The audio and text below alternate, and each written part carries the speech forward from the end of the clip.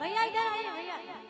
दो मिनट एक गाना जो तो दीदी का फरमाइश था और ये फरमाइश हम जरूर पूरा करेंगे। जरा मेरे से इधर आइए इधर आइए इधर आइए।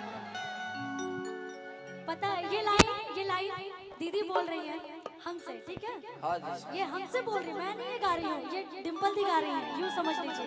दीदी है जीजा जी से नहीं कुछ कहो।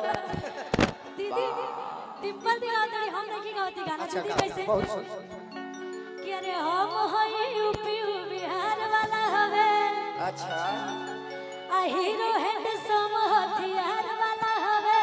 वाह ये लाइन डिम्पल दी बोल रही है कि रे करप लाइन जोनी मरी हो ये सखी हमार वाला। ये लाइन दीदी गाएंगे दीदी।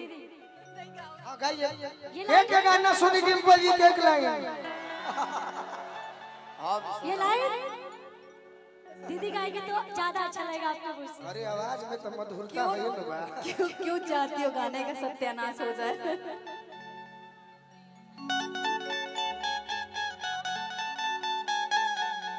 कि हम हैं यूपी वो बिहार वाला हवे।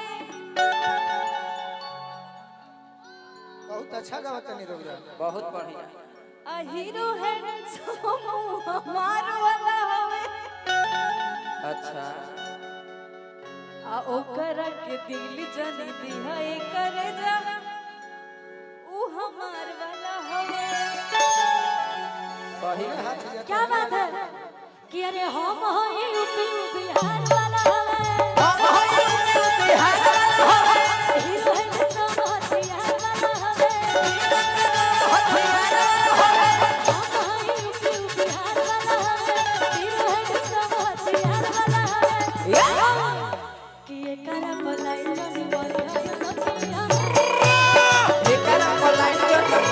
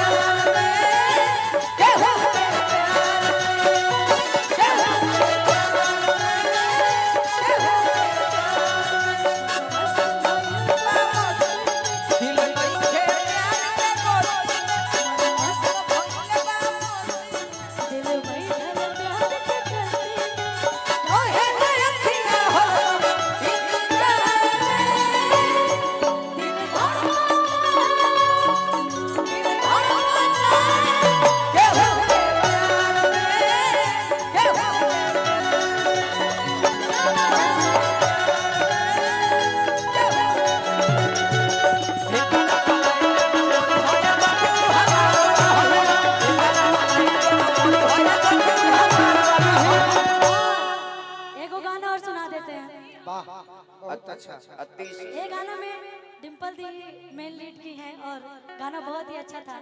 और उसमें किशारी में गाते, मैं गाई थी कि टेंगे टेंगे भौजी टेंगे टेंगे अरे बेचता नी ठेला पलीची देवरो डाब बेचे डाब आनी मन से ले लो बिछी बिछी देवरो ले आ नहीं लेगा तो सजा को देंगे कि नहीं लेगा तो सजा को देंगे। तो कैसे करें कि लेंगे लेंगे भौजी लेंगे लेंगे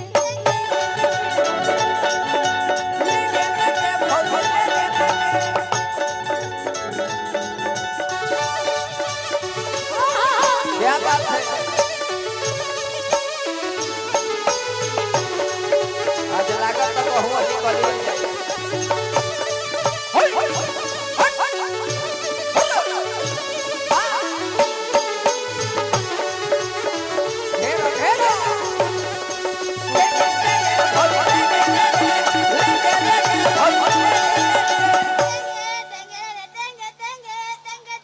अरे चुप रह। अरे कि पापा जी के मम्मी जी के पहरा के बावजूद के अरे डिम्पल या खमूद के कोरा में आ जाई हम कूद के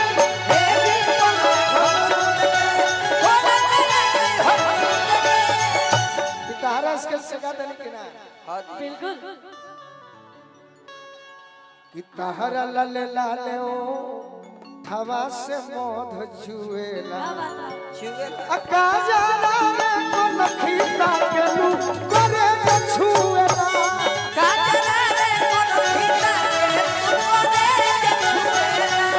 काजला रे को नखीता के लू करे छुएला काजला रे कोनो खीता के मोरे छुएला बोलिए बोलिए कि तहरा में सवाद भेटाई कैसन पूछलो कैसन भेटाई